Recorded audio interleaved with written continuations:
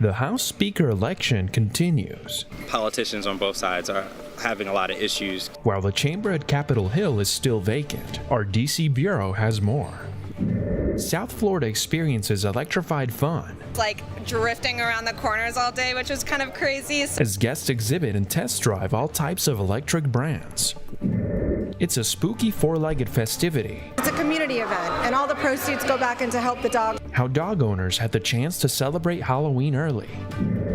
And a new rugby team making epic partnerships in South Florida. And I'm very, very excited to actually see the growth and the potential that rugby does have. These stories and more coming up on Newsbreak. Hello, South Florida. I'm Anthony Cruz. I'm Valentina Gaspari. Today is Monday, October 16th, 2023. Live from the Lee Caplin School of Journalism and Media in North Miami, this is Caplin News. Ramping up as Israel gears up for the next stages of war against Hamas. The Israeli Defense Force says that its offensive attack is ramping up as Gaza as they prepare for ground invasions taking place. The use of rockets has increased steadily over concerns about the killing of innocent civilians as Israeli airstrikes have grown. The U.S. Secretary of State Antony Blinken brings up how democracies need to keep up international law during war instances. Turn on your mic.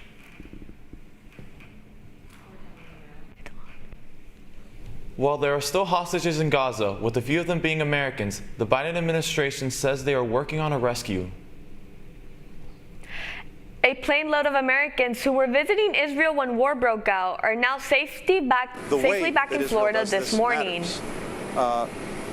Needs to do it in a way that affirms the shared values that we have for human life and human dignity. While there are still hostages in Gaza, with a few of them being Americans, the Biden administration says they are working on a rescue plan.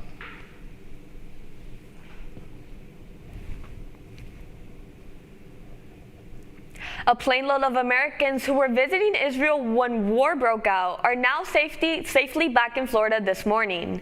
The flight, with more than 200 on board, landed in Tampa last night. It was chartered by the state of Florida, with help from the nonprofit group Dynamo. First big plane load, 270 people here.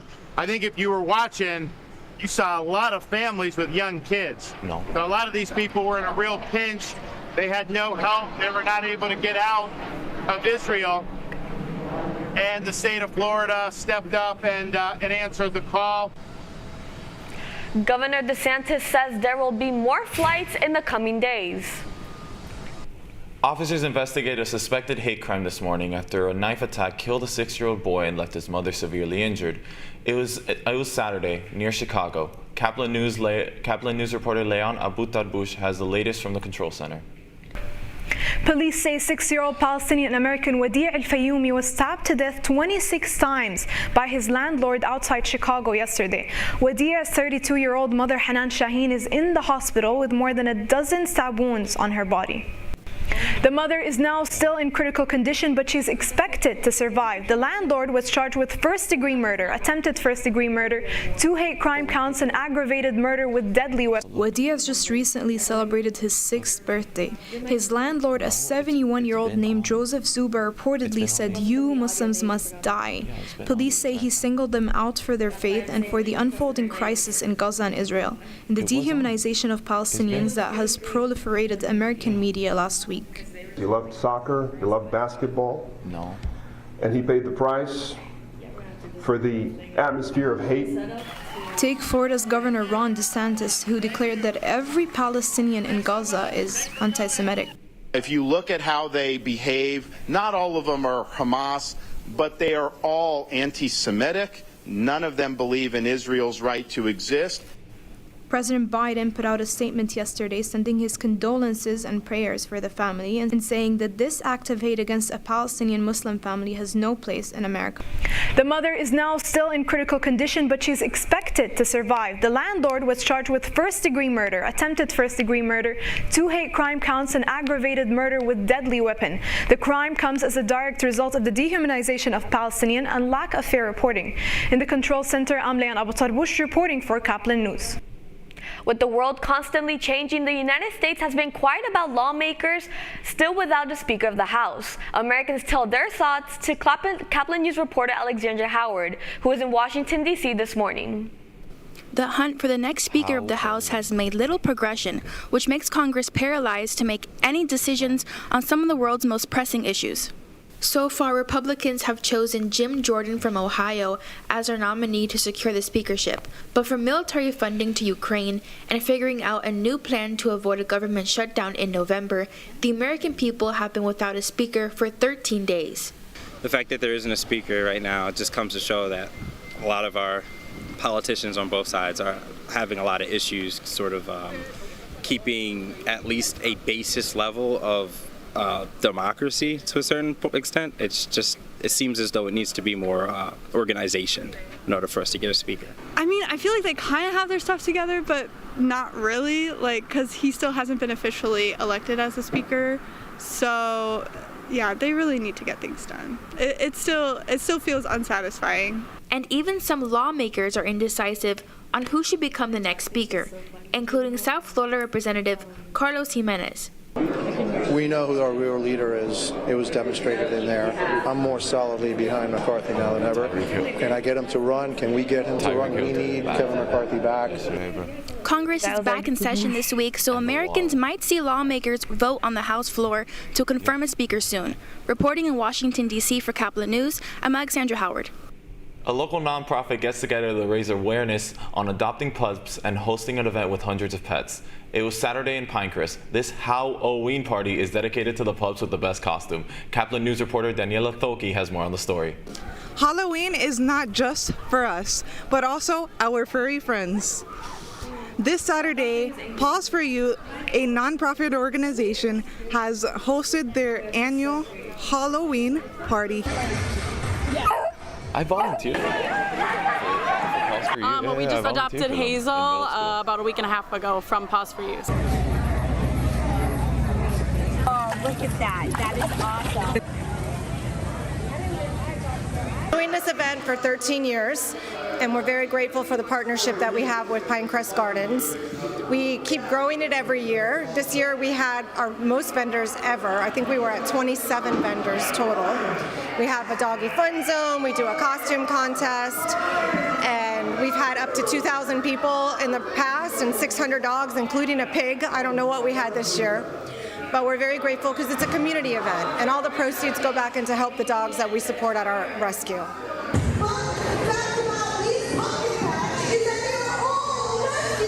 My girlfriend is the one that found out about it. She just told me. We brought all the Frenchies, and we entered Princess in the contest, and she got 3rd place. The Halloween party has a pumpkin patch, dog fun zone, and more possum activities for the whole family. In Pinecrest, for Caplin News, I'm Daniela Thoki. Over the weekend, Miami got a scoop of the latest innovations from top electric vehicle brands such as BMW, Porsche, and more at the Electrify Expo. Reporter Samantha Gutierrez was at the Miami-Dade Fairgrounds. E-cars, e-trucks, and e-bikes are just some of the gadgets e-curious customers got to test drive and learn about at this year's Electrify event.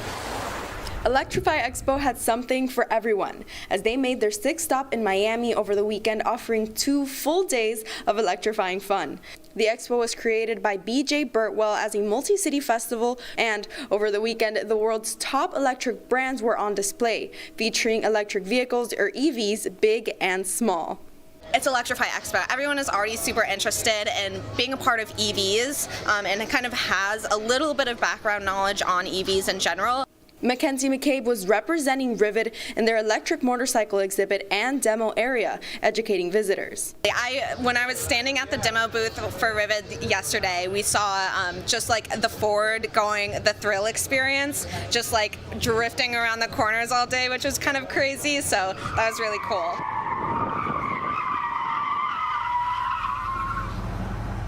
One of the more thrilling experiences had to be the hot lap on the Mustang Mach-E GT. Here, visitors like Eddie Ramos drifted through the course with Ford. By the time you realize you're back in the line and you want to do it again.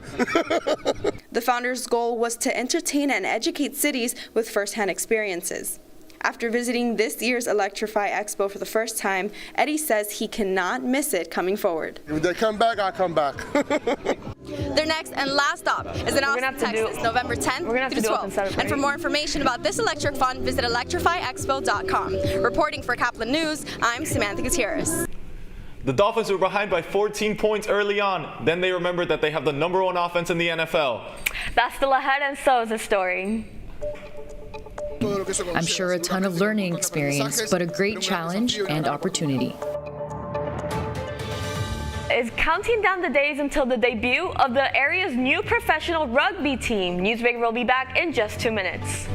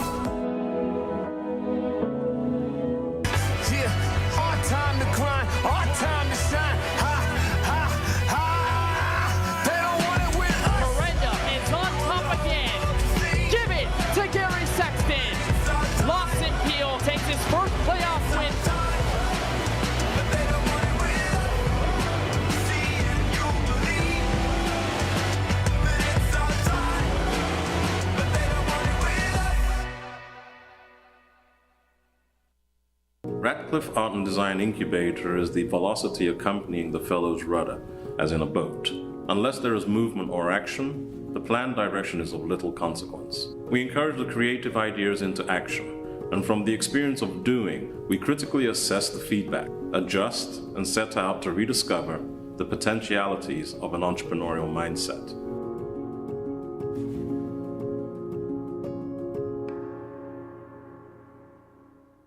STEM is precise, no margin for error. Dare to forget that. Dare to have fun with it. Get weird with it. Dare to send those old STEM theories flying past the neighbor's house into outer space. Dare to program something internet-breaking, record-breaking. Dare to blow their minds. Dare to learn the difference between sedimentary and metamorphic rock. Go find those rocks. Dare to keep daring. Dare to STEM. Check out She Can STEM to get started.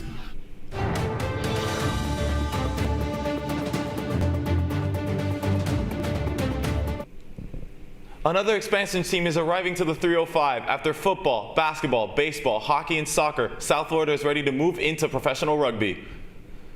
On Sunday, the Miami Sharks held an event at St. Thomas University to further their outreach to the South Florida community. Caplin's Tanya Jimenez was there and has more about the rugby team. 2024 will welcome Florida's first ever professional rugby team, the Miami Sharks. This weekend, the team held an event to introduce themselves to South Florida with activities for kids, vendors, and rugby tryouts. In a landmark deal with the Florida Blue Training Center, home of the MLS team Inter Miami, the Miami Sharks Rugby Club becomes the first outside of the soccer club to use the state-of-the-art training center daily. The agreement we have is that we will train and play as the home team there. Inter Miami is betting on the growth of the local sport, and Miami is a center for sports. And we are very thankful that they made this agreement with us. It just continues to expand rugby. I mean, Miami's got an incredible rugby representation, and so we found that in our couple years in rugby, we've been involved a lot down here, traveled down here to take part in it, and so I'm excited. Miami is a dynamic market for sports, and this unique collaboration brings a new face to South Florida sports, coming together at a special time for Miami fans. This experience in Miami, starting a new project in South Florida, and everything that may bring. I'm sure a ton of learning experience, but a great challenge and opportunity. I am actually very, very excited. So I coach youth and women as well in my spare time, and I'm very, very excited to actually see the growth and the potential that rugby does have.